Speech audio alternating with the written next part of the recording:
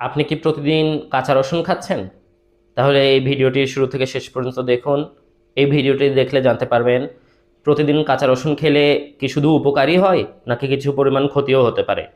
আসসালামু আলাইকুম, আমি ডাক্তার মোহাম্মদ নাসিমুল ইসলাম নাইম, MBBS। আসুন জেনে নেই রসুনের মধ্যে কি কি থাকে। রসুনে থাকে অ্যালিসিন, যার অ্যান্টিব্যাকটেরিয়াল প্রপার্টি আছে। এই অ্যালিসিন সঠিকভাবে ইফেক্টটা পেতে হলে অবশ্যই আপনাকে কাঁচা রসুন চিবিয়ে খেতে হবে। রসুনের মধ্যে থাকে সালফার কম্পাউন্ড, যেটার হার্টের উপর ভালো ইফেক্ট আছে। এর মধ্যে আরও আছে vitamin B6, vitamin C, selenium এবং ম্যাঙ্গানিজ।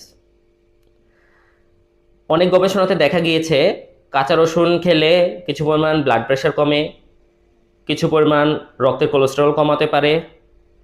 আবার কিছু কিছু গবেষণাতে দেখা গিয়েছে যে কাঁচা রসুন খেলে ব্লাড থিনারের একটা ইফেক্ট পাওয়া যায়।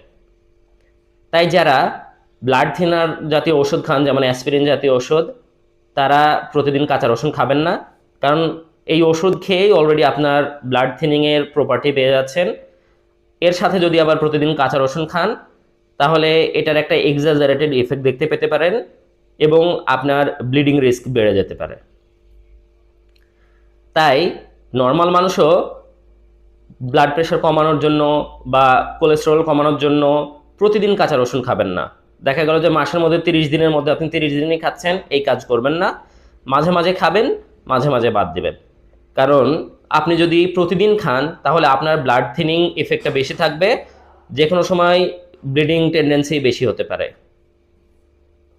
রসুন খেলে প্রতিদিন যদি কাঁচা রসুন খান তাহলে কিছু ক্ষতিকর দিকও আছে, যেমন পেট জ্বালাপোড়া করতে পারে বা বুক জ্বালাপোড়া হতে পারে বা মুখে দুর্গন্ধ হতে পারে। এই কারণে আপনারা কেউ খালি পেটে কাঁচা রসুন খাবেন না, বরঞ্চ ভাত খাওয়ার সময় ভাতের সাথে কাঁচা রসুন চিবিয়ে খেতে পারেন, অথবা ভাত খাওয়ার পরে কাঁচা রসুন খেয়ে ফেলতে পারেন চিবিয়ে চিবিয়ে। যদি মুখে দুর্গন্ধ হয় তাহলে ব্রাশ করে ফেলবেন।